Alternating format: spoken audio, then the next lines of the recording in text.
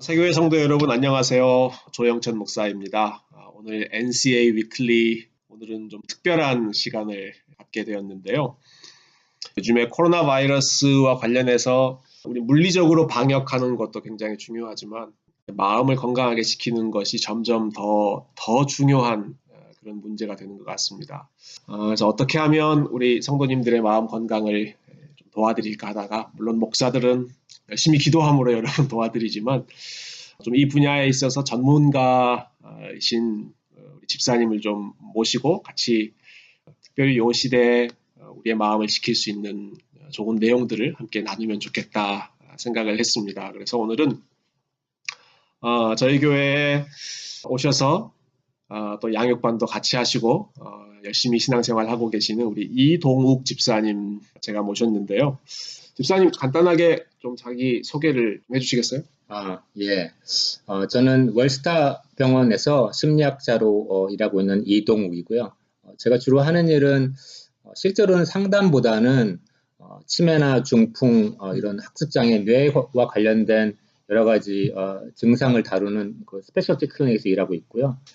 그래서 지금 현재는 아시겠지만 병원들이 여러 가지 문제로 환자를 직접 진료실에서 만나지 못하기 때문에 저희도 직원들과 함께 어떻게 새롭게 다른 방법으로 환자들을 볼 수 있을까 해서 여러 가지 이제 바뀌는 것들이 있어서 이제 온라인으로 환자들을 볼 수 있도록 바뀌느라 굉장히 바빴고요.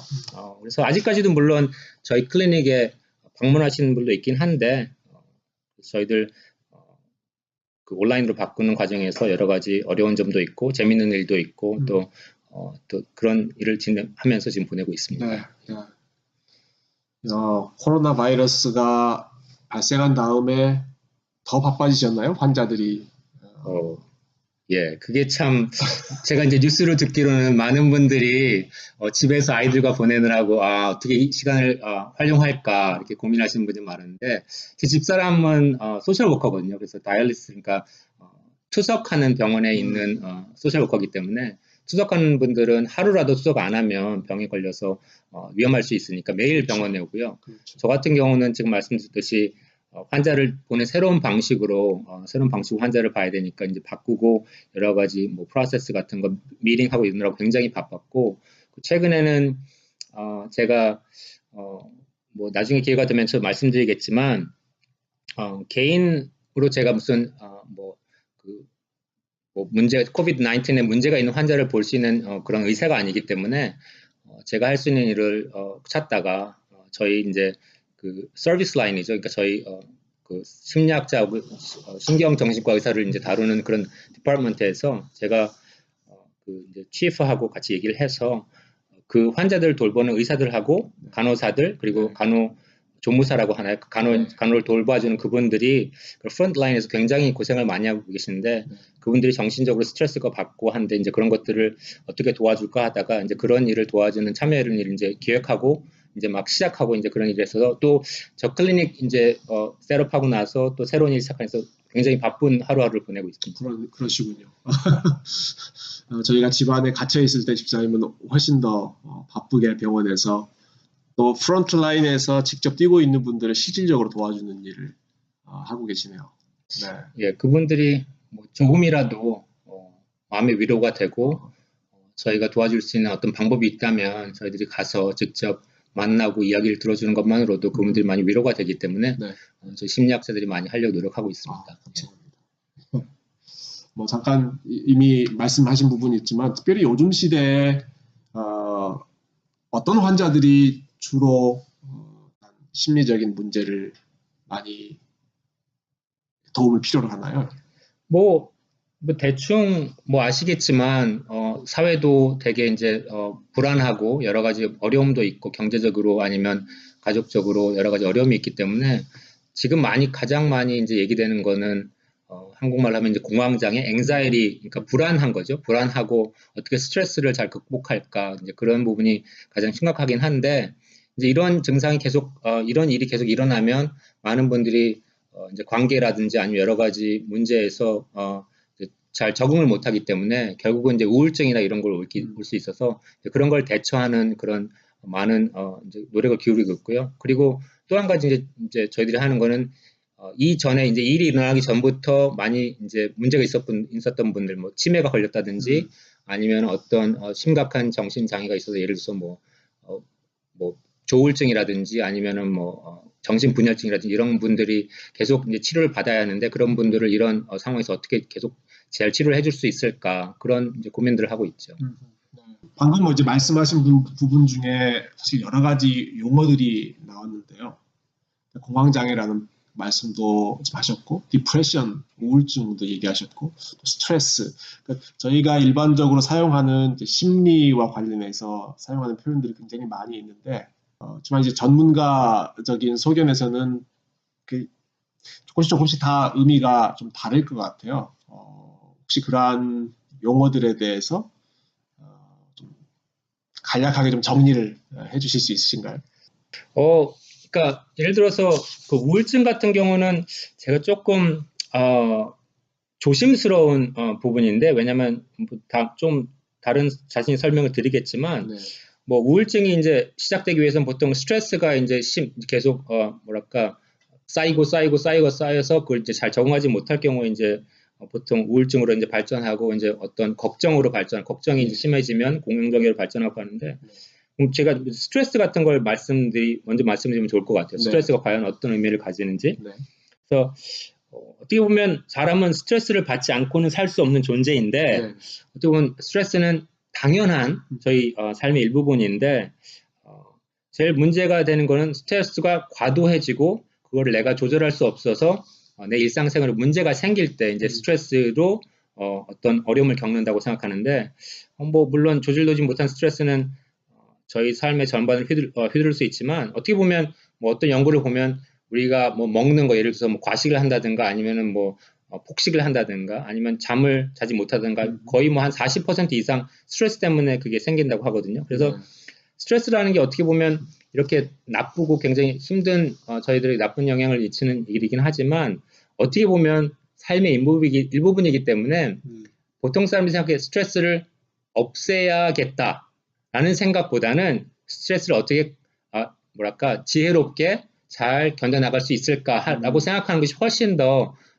생각하는데 도움이 될 것 같아요. 왜냐하면 스트레스를 없앨 수는 없는 상태니까요. 그래서 아시겠지만 스트레스를 견디는 정도 어떤 사람은 스트레스에 대한 좀 내성이 좀 많은 사람이 있고 어떤 사람은 조금만 스트레스가 쌓여도 힘들어하는 사람이 있는데 그것이 물론 사람마다 다르기도 하지만 보통 저희들이 스트레스가 문제가 된다 이제 이게 그 문제가 돼서 결국은 우울증이나 아니면 다른 공황장애 같은 걸 발전이 된다라고 할 때 여러 가지를 볼 수 있지만 신체적인 측면을 볼 수 있고 감정적인 측면을 볼 수 있고 정신적인 측면을 볼 수 있고 그 다음에 마지막으로 보면 이제 행동적인 측면을 볼 수 있는데요. 그래서 사람마다 다르긴 하지만 신체적으로는 땀이 난다든지 아니면 두통이 생긴다든지 잠을 설친다든지 하는 그 증상이 있을 수 있고요. 그런 증상은 지금 공황장애 아니죠. 그러니까 이게 스트레스를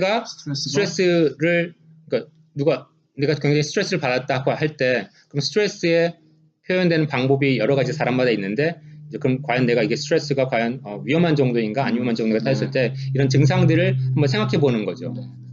그래서 증상들이 예를 들어서 그런 신체적 증상이 있을 수 있고 또 감정적으로는 갑자기 좀 기분이 우울해진다든지 조그만 일에도 화가 난다든지 그런 것들 그리고 좀 인지적인 증상을 따져보면 갑자기 기억력이 좀 떨어진다든지 집중력이 떨어진다든지 그런 것들 그리고 행동 증상으로 나타나는 거는 술을 갑자기 많이 마신다든지 담배를 늘어난다든지 아니면 평소에 안 하던 충동적인 일을 한다든지 아니면 어떤 분들은 손톱을 물어뜯는다든지 과식을 하기도 하고 여러 가지 이제 증상들이 있는데 이런 것들을 이제 전체적으로 보고 내가 이런 증상들이 있구나 여러 가지 신체적인 감정적 인지적으로 증상이 있구나 생각을 하고 이것들이 어떻게 나에게 영향을 미치는지를 이제 보면 그게 이제 가장 중요한 스트레스의 이제 물론 찾아볼 수 있는 방식이 될 텐데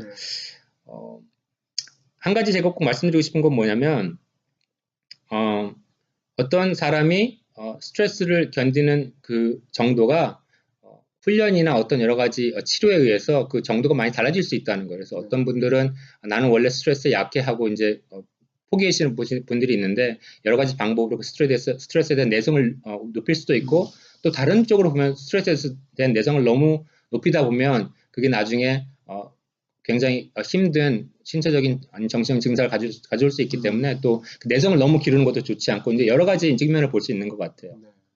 그리고 뭐 아까 말씀드렸듯이 공황장애라든지 아니면 패닉 어택 예를 들어서 어떤 갑자기 많은 분들이 이제 겪는 건 아니지만 패닉이 왔다 뭐 이런 얘기를 많이 하잖아요. 뭐 좀 우스갯소리를 하기도 하고 뭐 그런데 실제로 그 패닉 어택의 경우에는 그 원인이 잘 알려져 있지 않아요. 왜 일어나는지, 왜 일어나는지 알려져 있지 않고 이제 보통 이제 연관돼서 이제 생각하는 건 뭐냐면 어떤 사람이 스트레스를 굉장히 오랫동안 많이 받고 있는 경우거나 혹은 최근에 어떤 loss 그러니까 누구를 죽음으로 누구를 잃었다거나 어떤 트라우마 같은 게 있었을 때 그런 공황장애 아니면 그 패닉 어택 같은 게 생긴 경우가 있는데 그냥 뭐랄까 좀 마음이 우울하고 이런 거라기보다는 어떤 증상이 생기냐면 갑자기 심장이 막 뛰고요. 숨이 차서 막 숨 막힐 정도로 그렇고 그리고 기절할 정도로 막 갑자기 어지럽고요. 그리고 서 있는데 다리에 힘이 쭉 빠져서 한 발자국도 걸을 수 없을 것 같은 그런 기분이 들고 어떤 경우에는 내가 지금 내 머릿속에 들어있나 하면서 좀 정신적으로 내가 이게 좀 미치는 거 아닌가 이런 생각이 들 정도로 이 상황을 빨리 벗어나고 싶다. 막 그게 이제 컨트롤이 안 되는 컨트롤이 안 돼서 내가 이거 컨트롤할 수 없겠구나 그러면서 막 굉장히 무서워지는 거죠. 그게 이제 공황장애인데 보통 이제 많은 분들이 이런 일이 생기면 특히 이제 중년의 남자분들 어떤 일이 생기면 이게 나 심장마비 걸리나 보다 하고서 이제 보통 병원으로 많이 가는데 이제 보통 제일 큰 차이점은 뭐냐면 심장마비인 경우는 고통이 굉장히 심해요. 그러니까 예를 들어서 심장 부분에 이제 가슴 중심부에 고통이 굉장히 처음에 와서 조금만 움직여도 몸을 움직이려고 해도 그 고통이 심해지는 경우가 있는데 실제로 패닉 어택 같은 경우는 고통보다는 숨이 가쁜 경우가 훨씬 많고요. 그리고 움직이면 좀 호전되는 경우가 있어요. 그래서 그런 경우에는 이제 좀 지혜롭게 내가 심장마비 걸리는 게 아니구나, 죽는 게 아니구나 그런 생각을 할 수 있고 그래서 여러분들이 조금 안심할 수 있겠네요. 그래서 그런 것들을 좀 지식을 좀 아시면은 이런 스트레스가 지속되면 이런 것도 일어날 수도 있구나. 그랬을 때 이게 내 심장마비가 아니고 어떤 정신적으로 좀 너무 스트레스가 쌓여서 이게 이렇게까지 왔구나 하고 조금 스스로 돌아볼 수 있는 기회가 되면 좋겠죠. 요즘에 자주 듣는 말 중에 신조어인지 모르겠어요. 코로나 블루라고 하는 말 요즘에 쓰더라고요. 코로나 때문에 발생하는 우울증이라고 해서 아무래도 집에 많이 갇혀 있고 하시니까 바깥 공기도 못 쐬고 햇볕도 접하지 못하고 그래서 많이들 우울해 하시는 것 같은데 그냥 우리가 일반적으로 이야기하는 우울함과 이제 병으로 진단받는 어떤 우울증은 좀 차이가 있을 것 같거든요. 그게 참 굉장히 조심스러워요. 왜냐하면 우울증이라는 게 가장 많은 사람들이 걸리는 병이기도 하고 그 증상에 따라서 아주 마일드해서 그냥 스스로 극복할 수 있는 경우도 있고 금방 지나갈 수 있는 경우도 있고요. 그렇지만 이게 심각한 경우에는 아시겠지만 자살을 생각한다거나 아니면 극단적인 방법을 취하기 때문에 또 제가 우울증을 얘기할 땐 굉장히 조심스러워요. 그래서 사람마다 또 상황이 다르니까요. 상황이 다르고 하기 때문에 그래서 보통 사람들이 생각하기에 우울증을 생각하면 뭐라고 하나 어떤 내가 조금만 기분이 우울해지고 좀 다운되고 아니면 좀 울 것 같고 아니면 좀 신경질이 나고 하면 내가 혹시 우울증에 걸린 게 아닌가 뭐 이런 생각을 하는데 여러 가지 거기도 진단의 그 요소들이 있어요. 요소들이 있어서 어떤 증상이 얼마나 지속되면 예를 들어서 주요 우울 장애다 아니면은 아니면 좀 마이너한 우울 장애다 이런 진단 명령이 있는데 그래서 이것들을 인터넷 찾아보시기도 하고 어떤 문제지 같은 걸 적어보기도 하고 여러 분들이 있는데 제 생각에는 본인이 생각하기에 아니면 가족분들이 아니면 친구분들이 그런 어려움을 겪으면 그분들이 평소와 얼마나 다른지 그걸 비교하는 게 가장 중요하고요. 그리고 이게 얼마나 오래됐는지 그 증상이 얼마나 오래됐는지 굉장히 중요한데 제가 말씀드리고 싶은 거는 아까도 말씀드렸지만 이게 우울증이라고 간단하게 생각할 수 없는 게 겉으로 보기에는 멀쩡하고 저 사람 좀 우울할 수도 있겠다라 하는 거지만 사람 속에는 굉장히 우울하고 극단적인 생각을 할 수 있기 때문에 네. 가장 좋은 방법은 전문가한테 가서 네. 상담을 받아보고 진단을 받아보는 게, 예를 들어서 전문가와 딱 얘기해보고 뭐 별 문제가 아니다 한두 세션 얘기하고 그냥 괜찮습니다라고 얘기할 수도 있고요. 네. 심각하면 뭐 약물 치료도 하고 상담도 해야 되고 하기 때문에 네. 전문가한테 상담을 하는 게 가장 중요하지 않겠나. 근데 말씀드리지만 이게 많은 사람들이 걸린 거라서 그냥 그럴 수도 있지 하고 넘어가는 경우도 많아요. 그래서 네. 그게 참 제 생각엔 양쪽 면 다 봐야 하는 게 굉장히 중요한 일 같아요. 그러니까 본인의 느낌도 중요하지만 사실 가까이 있는 사람들이 판단해주는 부분이 굉장히 중요하겠네요. 그렇죠. 그리고 특히 이제 저희 이제 정신과 분야에서 가장 이제 고민을 많이 하는 게 이제 자살률을 줄이는 건데, 최근에 네. 특히 한국 같은 경우는 자살이 많기 때문에 많은 분들이 조금 뭐랄까 잘못 알고 있는 것 중에 하나가 뭐냐면, 내가 이거를 물어봐도 되나? 이 사람이 좀 지금 죽을 것 같은 생각을 하고 이제 물어봤더니 이게 좀 이상한 질문인데 괜찮나? 이렇게 생각하는데, 보통 자살을 하는 분들의 많은 경우에, 거의 모든 경우에 본인이 죽기 전에 죽고 싶다는 어떤 표현을 신체적으로 하든지 아니면 뭐 편지로 남기든지 아니면 뭐 자기 물건을 정리하든지 여러 가지 그 표현을 하고 물어봤을 경우는 솔직하게 대답하는 경우가 굉장히 많아요. 그래서 궁금할 때는 물어보셔도 괜찮습니다. 그래서 그거를 항상 생각하시고 본인의 가족이나 이런 사람들이 심각할 때 물어보시면 괜찮아요. 집사님이랑 얘기하면서 굉장히 많은 것들을 새롭게 배우고 있습니다. 심리학과 관련된 것, 또 정신 건강에 대한 것들을 좀 굉장히 좀 클리어해지는 느낌이 드는데요. 이제 구체적으로 이제 코비드 19과 관련해서 집사님 만나면 어떤 질문을 드릴까? 제 나름대로 좀 고민을 해봤거든요. 요즘에 사람들이 어떤 스트레스를 받고 또 어떤 심리적인 문제가 있을까? 그래서 제 나름대로 좀 질문을 가지고 왔는데, 제가 상담을 받는 입장이라고 생각하고 집사님께 질문을 드릴게요. 사람마다 다르겠지만 코비드 19에 걸릴까봐 굉장히 불안해하는, 그래서 문고리도 잡기도 불안하고 사람들을 접촉하는 것도 불안해하고 걱정되는 분들이 계실 것 같아요. 남들은 이거 괜찮다, 대수롭지 않게 넘어간다라고 생각할 수 있지만 유독 다른 사람에 비해서 내가 좀 더 예민하게 반응하는 것 같은, 너무 지나치게 반응하는 걸까요? 이게 정상인가요? 그 질문 굉장히 많이 받거든요. 그러세요? 네. 왜냐하면 첫 번째 제가 꼭 말씀드리고 싶은 거는 뭐냐면, 불확실하고 치명적인 질병 같은 이런 것을 두려워하는 건 당연한 모든 사람의 당연한 반응이에요. 네. 그거를 가지고 내가 너무 심한 거 아닌가, 내가 너무 마음이 약한 거 아닌가 고민할 필요는 없고요. 네. 오히려 어떻게 보면 불안하지 않다고 하는 사람이 이상한 거죠. 그러니까 본인의 감정을 솔직하게 받아들이고 그 감정을 어떻게 조절하는가가 더 중요한 것이지, 그 감정 자체가 내가 불안하다라고 하는 것이 틀렸다고 얘기하기는 굉장히 힘든 것 같고요. 그래서 필요한 조치를 하는 거, 예를 들어서 뭐 저 같은 경우는 지금 목사님을 뵈러 왔는데도 제가 병원에 들락날락 하니까 제가 증상이 없다고 할지라도 혹시 목사님께 옮기면 목사님 자녀분한테 옮길 수도 있고 하니까 내가 마스크를 써야겠다 이런 생각을 하고 제가 마스크를 쓰고 왔는데, 뭐 그런 것들 어떻게 보면 좀 목사님, 집사님 굳이 그렇게 쓰실 필요가 있을까 이런 생각했지만, 제 생각에는 이런 필요한 조치를 하는 것이 현명한 일이 아닐까 많이 생각하고요. 특히 뭐 아시겠지만 이탈리아에서 처음에 바이러스가 많이 퍼진 이유 중에 하나가 젊은이들이 뭐 바이러스가 퍼진다고 했는데 듣지도 않고 뭐 파티에도 가고 그래서 그거를 집으로 가져들어서 할머니 할아버지 다 옮아가지고 많은 분들이 죽었거든요.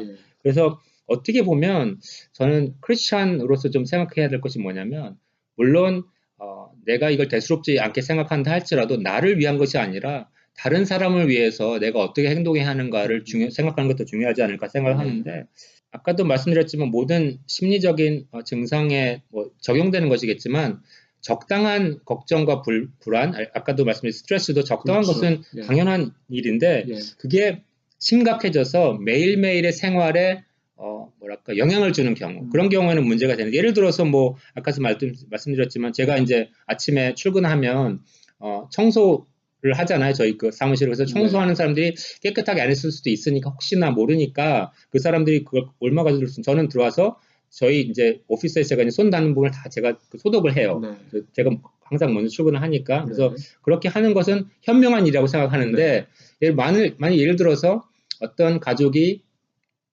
코비드 19 때문에 이제 집에 있는데, 뭐 방문자도 없고, 집에, 특별하게 이제 증상이 뭐 기침을 한다거나 열이 있는 사람도 없는데, 어머니께서 너무, 뭐랄까, 센시티브 하셔가지고 매일 클로락스 집안 전체를 깨끗하게 닦는다. 네. 이런 거는 조금 과도하다고 할 수 있겠죠. 그러니까 네. 그게 어디에 선을 긋느냐는 사람마다 다르긴 하겠지만, 네.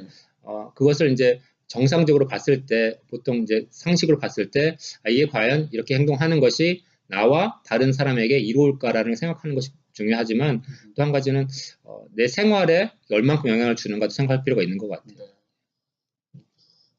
아무런 두려움이나 불안함이 없는 것보다 적당한 두려움과 불안함이 오히려 우리를 더 보호해주게 만드는 그렇죠. 그런 방어 예. 작용이 되겠네요. 뭐 아시겠지만 그 스포츠를 할 때 이제 달리기를 하거나 어떤 경주를 할 때 적당한 스트레스와 그 불안감이 있어야 긴장감을 가지고 네. 있어야 그 optimal performance가 있다고 보통 많이 얘기를 하는데 그렇군요. 이런 것도 마찬가지인 것 같아요. 심리학적인 정신적인 것도 적당한 어떤 어려움이나 두려움이 있어야 사람이 그걸 지혜롭게 천명하는 것이지 그걸 무시하고 할 경우에는 더 위험할 수가 있는 거죠. 네. 여러분 그래서 저희가 지금 모이지 않고 적당한 두려움을 바탕으로 상식적으로 대응을 하고 있는 상황인 것을 여러분이 이해해 주시면 좋겠고요. 요즘에 아마 이런 느낌 고민하시는 분들이 굉장히 많으실 것 같아요. 사실 하루 종일 그리고 일주일 내내 집에서 가족들하고 시간을 보내지 않습니까? 아이들도 학교에 가지 않고 또 뭐 남편들도 집에서 일하시는 분들 많고요. 그래서 이게 뭐 사람마다 다 다르겠지만 특별히 우리 자매님들 같은 경우에 주부들 같은 경우에 나를 위한 시간이 완전히 없어지고 하루 세끼 밥도 해줘야 되고 예. 이것저것 서로 이렇게 부딪히는 시간이 많다 보니까 그런 면에서 받는 스트레스가 굉장한 것 같거든요.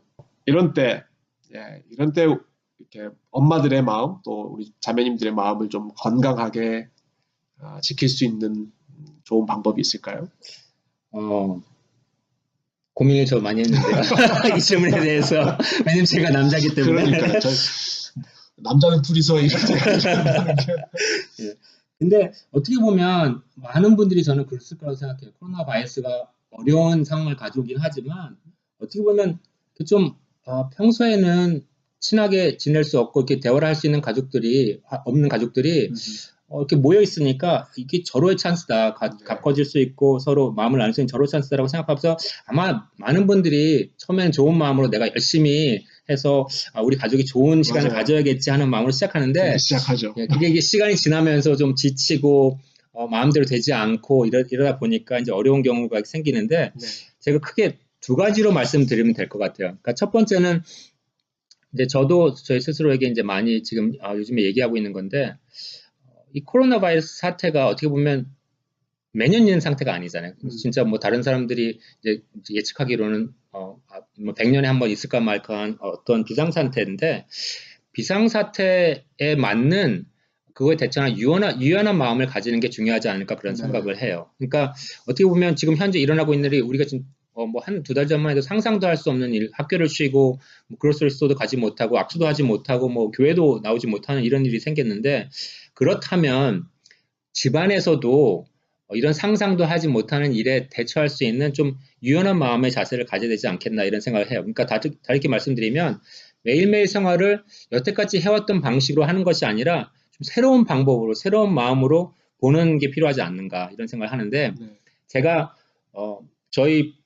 제 집사람이 저한테 이제 물어보면 제가 대답을 잘 못하겠지만 제가 바쁘다고 핑계를 대고 제가 이제 바쁘다 보니 근데 첫 번째 제가 말씀드릴 건 뭐냐면 가사일은 아버지와 아이들이 나눠서 해야 하는 게 가장 좋습니다. 왜냐하면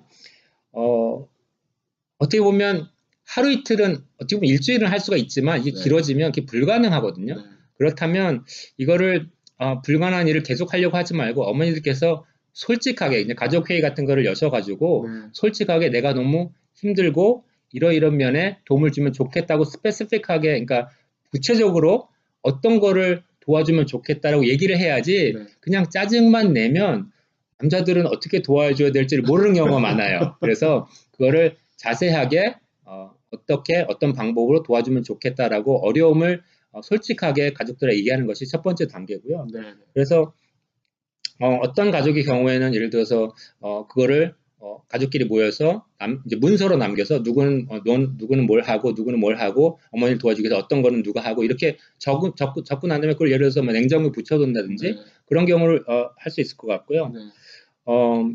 또 제가 이제 생각하는 건데 뭐 다른 안목을 가진다면 왜 꼭 설거지는 여자가 해야 하나요? 예를 들어서 그런 것들도 있고 네. 그래서 예를 들어서 요리도 아이들이 할 수 있고 그래서 뭐 세 번 다 요리를 어머니가 준비한다기보다는 상황에 따라서 뭐 아버지와 아이들이 아침 식사는 좀 간단하니까 뭐 시리얼이나 아니면 예를 들어서 토스트를 할 수 있으니까 그런 걸 준비하는 동안 어머니는 한 30분 정도 혼자만의 시간을 갖고 묵상하고 성경을 볼 수 있는 이런 시간을 가지는 것도 굉장히 중요한 것 같아요. 예. 엄마에게 자유 시간을 줄 수 있도록 온 가족이 서포트하자. 그리고 엄마들은 본인의 힘듦을 구체적으로 이야기하고 도움을 요청하는 것도 좋은 방법이고 들으면 들을수록 제 마음이 더 부담이 되는 매일 아침부터 밥하는 거랑 뭐 가사 일을 좀 도와줘야겠구나라는 마음의 부담이 드네요. 집사님을 오늘 모신 게 잘한 건지. 네, 그렇군요. 우리 집에 계신 분 남편들에게 이 이야기를 꼭 다시 한번 들려주시면 좋겠습니다. 그리고 아까 제가 이제 두 번째로 말씀드리고 싶은 거는 아까 말씀드린 나를 위한 시간이라고 말씀하셨는데 그 시간이 나에게 어떤 의미를 가지고 있는지 어떤 시간인지를 한번 확인해 볼 필요가 있는 것 같아요. 그러니까 예를 들어서 어떤 분들은 나를 위한 시간이 조용하게 책을 읽는 시간이 될 수도 있고 어떤 분들은 예를 들어서 그냥 인터넷에서 드라마를 한 편 보는 시간이 될 수도 있고 여러 가지가 있는데 모든 인간 생활에 유한한 자원을 활용하는 방법의 가장 기본은 뭐냐면 유한한 자원을 시간도 유한한 자원이기 때문에 계획을 세워서 하지 않는 한 그게 제대로 되지 않는 경우가 많거든요. 네. 그래서 계획을 세워서 나를 위한 시간이 무엇인지 그것을 매일매일의 계획에 끼워 넣는 훈련을 하시면 좋을 것 같고요. 네. 또 한 가지 말씀드리고 싶은 건 뭐냐면 많은 분들이 저도 물론 이런 생각을 인간이기 때문에 하긴 하는데 지금 여러 가지 상황이 있는데 어머니로서 이렇게 상황을 보면 어떤 거는 본인이 통제할 수 있는 게 있고요. 어떤 거는 통제할 수 없는 게 있거든요. 네. 대부분의 경우는 통제할 수 없는 것을 가지고 너무 고민을 하시는 분들이 많아요. 네. 그래서 보통은 통제할 수 있는 곳에 시간과 어떤 지혜를 써서 그 통제할 수 있는 것을 바꾸는 것이 훨씬 더 현명하지. 예를 들어서 분명히 항상 예를 들어서 주일마다 아니면 어떤 매주마다 친구들을 만나는 그런 모임이 있었는데 그걸 못 가는데 너무 아쉽다라고 계속 말씀하시면 그건 통제할 수가 없는 영역인데 그걸 가지고 계속 그렇죠. 통제할 수가 없는 영역에 그걸 계속 고민하시면 그거는 현명하지 못한 고민이라고 할 수 있을 것 같아요. 네. 요즘에 사실 뭐 저희 집에 특수한 상황일 수도 있는데요. 아이들하고 시간을 많이 보내다 보니까 아이들한테 제일 많이 듣는 이야기가 I'm bored. I'm bored. 심심해요. 근데 아이들 입장도 이해가 돼요. 이렇게 밖에서도 놀고 학교에서도 가고 뭐 학교에서 리세스도 하고 뭐 그래야 되는데 친구들도 지금 못 만나고 하루 종일 이제 집에 갇혀 있으니까요. 심심하다고 이제 계속 말하고 있는 아이들. 반면에 이제 그걸 좀 풀어주려고 뭐 비디오를 보여준다든지 유튜브를 보여준다든지 아니면 뭐 스마트폰을 하게 하면 이게 한없이 또 거기에 빠지는 적절한 선을 긋기가 참 어렵거든요. 심심하다고 하소연하는 아이들 혹은 또 스마트폰에 빠져 있는 우리 청소년 자녀들 어떻게 지혜롭게 부모로서 가이드라인을 좀 정해주는 게 좋을까요? 근데 어떻게 보면 아이들이 심심한 건 당연하거든요. 그렇죠. 당연하죠. 매는 할 일이 없어졌으니까 네. 당연한데 방금 전에 말씀드린 거하고 똑같은데 가장 좋은 방법은 계획을 짜는 게 굉장히 중요해요. 그러니까 계획을 짜서 어떤 시간에 공부를 하고 어떤 시간에 서로 여가를 보내고 어떤 거를 해볼지 그러니까 그걸 뭐 부모님 일방적으로 공부만 막 80% 짜고 노는 거는 20% 짜는 것이 아니라 네. 아이들과 함께 할 수 있는 걸 하는데 예를 들어서 뭐 마당을 같이 가꾼다든가 아니면 예를 들어서 앨범 같은 거 요즘 아이들은 디지털 카메라에는 굉장히 익숙하지만 옛날식 앨범이라든가 어머니 아버지 옛날 결혼 사진 같은 거 꺼내서 같이 정리하고 이러면 굉장히 재밌어 하거든요. 네. 그런 것도 할 수 있고요. 그래서 뭐 여러 가지 활동들을 이제 계획해서 그걸 이제 하루에 사이에 넣는 것인데 전화 사용은 제가 이거를 뭐 오늘 하루 잠깐 얘기하는 걸로 이제 얘기하기는 힘들겠지만 네. 가장 중요한 원칙은 전화 사용에 대해서는 모든 가족이 동참해서 그 사용을 어떻게 해야 되는지 회의를 하는 게 굉장히 중요한 것 같아요. 그러니까 예를 들어서 아이들한테는 뭐 너 너무 많이 보는데 너무 보면 안 돼 하면서 어머니 아버지는 항상 그걸 붙들고 있으면 그거는 불합리한 거죠 아이들한테. 네. 그래서 예를 들어 저희 가족 같은 경우는 저녁 9시가 되면 모든 휴대폰을 꺼요. 그리고 다음 7시까지 휴대폰을 열 수 없도록 다 서로 장치를 해놔서 예. 무슨 일이 있어도 저 같은 경우는 물론 온콜이 있거나 하면은 그걸 켜놓긴 하지만 네. 특별한 일이 아닌 경우는 그걸 꺼놓는 그걸 이제 서로 이제 합의를 하는 거죠. 네. 그래서 합의를 하는 그런 게 굉장히 중요한데 조금 성장한 아이들, 그러니까 한 중학교 후반이나 고등학교 된 아이들한테는 그냥 무조건 이게 나쁘다라고 얘기하는 것보다는 부모님들이 좀 의식적으로 책을 찾아보시고 아니면 뭐 비디오나 이런 걸 좀 보시면서 뭐 온라인 좀 찾아보시면 여러 가지 자료들이 있는데 왜 우리들이 그 광고나 아니면 그런 비디오가를 계속 볼 수밖에 없게 이게 디자인이 되어 있는지 그런 거를 좀 이렇게 분석해 놓고 그런 걸 이제 뭐랄까 인식하는 것이 그거를 좀 통제하는 데 첫 기초거든요. 그래서 그런 것들을 아이들과 함께 좀 공부해 보면서 좀 토론하는 그런 시간을 가지면 좋을 것 같은데 뭐 아시겠지만 모든 기업이 이런 그 유튜브를 만들고 그래서 인터넷을 디자인하고 이런 기업들이 기업이니까 이윤을 극대화할 수 있도록 모든 게 디자인이 돼 있거든요. 네. 그래서 그 사실을 기억하시고 왜 나는 분명히 처음에 10분 15분만 머리 식히려고 이렇게 네. 잠깐 틀었는데 네. 두세 시간이 후딱 지나가는 거예요. 유튜브를 보면 예. 그렇게 되죠. 근데 그게 고민하는 게 왜 이랬는지 고민하고 그냥 넘어가는 게 아니라 그렇게 되도록 디자인이 돼 있는 거거든요. 사람을 마음을. 그러니까 그런 것들을 인식하고 왜 그런지 어떻게 그거를 좀 피할 수 있는지 그런 책들이 이제 기독교 서적에도 많이 나와 있는데 그런 책들을 보면서 공부하시고 같이 토론해 보시면 좀 성장한 아이들한테는 그게 이래서 내가 내 마음을 지켜야겠구나라는 생각을 가질 수 있는 그런 경우가 되는 것 같아요. 그래서 어쨌든 그런 이제 토론을 하시는 것도 중요하고 근본적으로 요즘 심리학에서 가장 많이 얘기하는 게 뭐냐면 인식이에요. 그러니까 자신의 행동을 인식하는 훈련이 첫 단계인데 많은 사람들이 지금 저도 그렇고 목사님도 그러시겠지만 대부분의 저희 행동이 오토파일럿 그러니까 자동적으로 흘러가는 경우가 많아요. 예를 들어서 제가 좀 집에서 교회까지 이제 차를 몰고 왔는데 차를 운전하면서 한 35분 40분 걸릴 텐데 분명히 그동안 많은 일이 일어났을 텐데 그렇죠. 실제로 기억이 하나도 안 나거든요. 네. 왜냐하면 그게 오토파일럿으로 그냥 왔기 때문에 그래서 그 순간순간 자기 삶에서 자기가 무엇을 하고 있는지 어떤 생각을 하고 있는지 그걸 인식하는 훈련이 필요한데 많은 사람들이 보시면 알겠지만 스스로를 기억해 보시면 알겠지만 많은 시간들을 내가 과거에 이랬으면 안 됐는데 내가 왜 그랬지? 왜 그런 말을 했을까? 라고 생각하는데 시간을 쓴다든가 아니면 미래 일 예를 들어서 내가 다음에 뭐 해야지 아니면 뭐 안 하면 뭐가 생길 텐데 걱정하는 경우로 모든 삶을 허비하는 경우가 많아요. 근데 실제로 곰곰이 생각해 보면 우리가 정말로 살 수 있는 순간은 지금밖에 없거든요. 네. 근데 사람들은 어리석게도 과거와 미래를 생각하면서 지금을 잃어버리는 경우가 많아요. 그래서 어떻게 보면 그 인터넷을 만드는 사람들이 그런 사람의 경향을 잘 알고 있기 때문에 그것을 동원해서 지금을 인식하지 못하도록 굉장히 디자인하는 경우가 많아요. 그래서 이제 저 같은 경우는 이제 상담을 하면서 처음에 사람들하고 많이 이제 하는 이게 그 작업이 있는데 뭐냐면 지금 현재 내가 어떤 마음을 가지고 있는지 거기에 집중하는 훈련을 많이 하거든요. 그럴 때 그러니까 자꾸 다른 생각이 나고 잡생각이 나는데 그걸 자꾸 현재로 이제 돌리는 그런 훈련을 하는데 이런 인터넷이나 전화 사용도 자기 자신의 행동을 인식하는 데 출발하면 좋지 않을까 그런 생각을 해요. 생각 없이 무조건적으로 자동적으로 끌려가기보다 예. 생각하면서 고민하는 그런 그렇죠. 태도가 여러 가지 부작용을 방지할 수 있겠네요. 이런 좀 문제들도 있는 것 같아요. 우리가 집에만 갇혀 살다 보니까 바깥 세상이 어떻게 돌아가는지를 알 수 있는 통로가 굉장히 제한되어 있는 것 같거든요.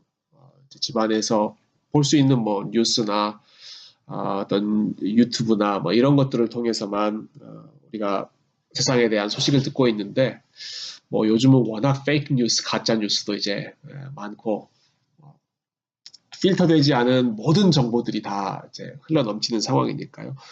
그게 오히려 우리의 마음을 더 불안하게 하는 경우들도 많이 있는 것 같아요. 이런 부분들에 대해서 혹시 집사님 생각이나 좀 조언을 주실 수 있는 부분이 있을까요? 뭐 조금 뉴스를 보고 아니면은 그 뉴스를 너무 많이 보셔가지고 걱정이 되신 분들은 내가 이래도 되는가 하면서 좀 찾아보신 분도 있겠지만 네. 뉴스를 많이 보면 해롭다는 건 대부분들이 아실 거예요. 그러니까 뉴스를 너무, 많이 보면 예, 해롭습니다, 예, 여러분. 너무 많이 보면. 네. 근데 이거는 모든 부분 이해하실 거라고 생각하는데 저는 어떻게 보면 인터넷이나 휴대폰, 스마트폰 같은 게 자체가 문제라고 생각하지는 않아요. 왜냐하면 조금 더 생각해 보면 인터넷과 휴대폰은 우리가 어떻게 보면 마음속에 이미 가지고 있던 문제를 좀 극대화하고 드러내는 데 사용된 도구일 뿐이지 네. 어떻게 보면 그 자체가 문제가 아니고 예를 들어서 뭐 저희가 종이를 예로 들면 종이를 통해서 한 장의 종이를 좋은 마음을 적어서 감사의 마음을 적어서 어떤 편지를 보낼 수도 있고 아니면 그 종이가 내가 기다리고 기다리는 대학 합격 통지가 오는 좋은 소식이 될 수 있는데 그 종이 한 장이 어떤 사기를 치는데 사용하는 그런 메일로 사용될 수도 있고요. 그 종이 한 장이 몸난물을 뭐 배포하는 데 사용될 수도 있고 똑같은 종이를 가지고 우리가 여러 가지 생각을 하시는 것처럼 아마도 인터넷과 스마트폰도 그런 것이 아닐까 생각을 하는데 저는 여러분들이 이 녹음을 들으신다면 그냥 내가 그 유튜브를 보고 비디오를 보는 그런 도구로 내가 스마트폰을 생각하는 게 아니라 그 걱정되는 걸 돌려서 어떻게 보면 내가 옛날에 고마움을 많이 받았던 그런 분들에게 소식을 전할 수 있는 그런 도구로 사용하면 좋지 않을까. 예를 들어서 뭐 긴 편지를 써서 이메일을 보낸다든지 아니면 전화를 한다든지 아니면 전화가 좀 쑥스러우면 뭐 문자라도 한 장 보낸다든지 해서 그러면 어떻게 보면 우리가 걱정하고 있는 그 많은 쓰는 시간을 좋은 방향으로 바꿔서 어떻게 보면 이 커뮤니티에 아니면 저희 인생을 도와준 많은 고마운 분들에게 고마움의 마음을 전할 수 있는 좋은 시간이 되지 않을까 그런 생각을 했고요. 제가 요즘에 많은 연구들을 보는데 인생의 삶의 의미가 없어지고 우울증도 늘어나고 걱정도 늘어나고 저희들이 이제 스트레스도 점점 많아지는 이유 중에 하나가 가장 큰 이유 중에 하나 사람들이 생각하는 거 반대예요. 그러니까 어떻게 보면 우리 스스로를 돌보지 않고 우리 스스로가 삶을 제대로 살지 않아서가 아니라 다른 사람에 대한 사랑을 전하지 않기 때문에 우리 삶에 문제가 생긴다고 그런 연구 결과가 굉장히 많이 나오거든요. 네. 이런 바이러스 상황 때문에 저희가 지금 해왔던 나 자신 아니면 내 가족 그것에만 쏟았던 사랑과 관심을 저희가 이제 하고 있는 셀그룹이라든가 아니 셀 리더들이라든가 아니면 지역 사회에 돌볼 수 있는 여러 가지 사람들한테 그 에너지와 그 케어를 돌려보내는 것이 좋은 것이 아닌가. 아마 어떻게 보면 이런 기회는 아까도 말씀 100년이 지나도 한번 올까 말까 절호의 찬스인데 이런 기회를 놓치면 너무 아쉽지 않을까 그런 생각을 하고 뭐 예수님께서도 말씀하셨잖아요. 그러니까 어떻게 보면 나를 희생하고 다른 사람을 돌보는 것이 가장 좋은 스트레스 대처법이에요. 어떻게 보면 많은 분들이 내가 어떻게 내 스트레스를 대처할까라고 생각을 하는데 동양 서양을 막론하고 불교 뭐 모든 종교를 막론해서 그 지혜 그 뭐랄까 끝은 뭐냐면 다른 사람을 사랑하고 긍휼히 여기고 자비를 베풀고 그 사람과 연결하고 그 사람을 케어해주고 그 사람을 돌보는 것이 어떻게 보면 우리의 인생의 궁극적인 목적이면서 우리의 스트레스를 가장 잘 대처할 수 있는 그런 방법이 아닌가 이런 생각을 해요. 그 말씀이 깊이 인상에 남네요. 스트레스를 관리할 수 있는 최고의 방법은 다른 사람을 섬기고 긍휼히 여기는 것이다.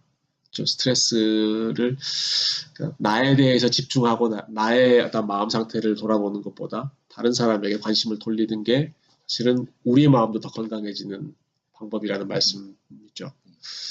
근데 그게 정말 저희 크리스천에서가 아니라 예를 들어서 한국에 있는 제가 이제 조금 참조를 한 정보가 있는데 그 서울시 뭐 COVID-19 심리 지원단이란 그런 데서 이제 만든 여러 가지 자료를 보면 네. 거의 모든 게 자기를 돌보고 이런 것보다는 다른 사람을 사랑하고 사회에 기여하고 서로 연결하고 도움을 주고 이런 것이 이 COVID-19을 극복하는 데 도움이 됩니다. 그분들은 크리스찬이 아니거든요. 그럼에도 불구하고 그게 중요하다는 걸 리서치로 알고 그걸 계속 프로모트하는 걸 보면 어떻게 보면 그게 제 생각에 기독교가 진리인 이유가 바로 그런 것이 세상에도 다 적용되기 때문에 진리가 아닌가 그런 생각을 해요. 마지막으로 집사님 질문 드리고 싶은 건요. 아마 이제 스트레스 관련해서 집사님이 훨씬 이제 전문가이시니까 집에서 아무래도 제한되어 있는 상황이긴 하지만 집에서 우리가 좀 마음을 리프레시 할 수 있는 스트레스 관리법, 쉽게 할 수 있는 그런 관리법이 혹시 노하우가 있으면 알려주시면 감사하겠습니다.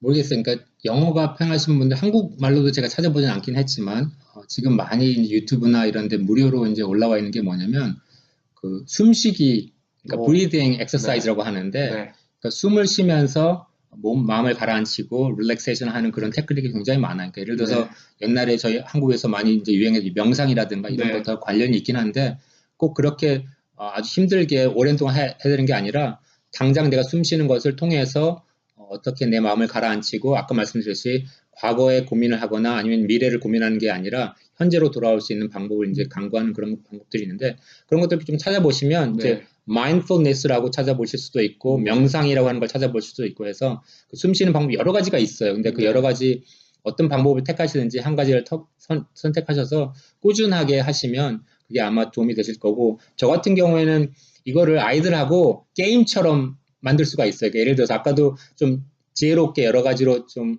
아이들과 여러 가지를 활동을 해보시라고 했는데 예를 들어서 숨 쉬는 것도 누가 움직이지 않고 5분 동안 잘 참아서 이 숨쉬기 할 수 있는지 내기하자. 예를 들어서 게임으로 이렇게 만드는 그런 지혜도 좀 필요한 것 같아요. 집사님 오늘 바쁜 시간 특별히 요즘에 병원 때문에 더 바쁘실 텐데 이렇게 시간 내주시고 또 유익한 말씀 나눠주셔서 감사합니다. 절 초대해 주셔서 감사하죠.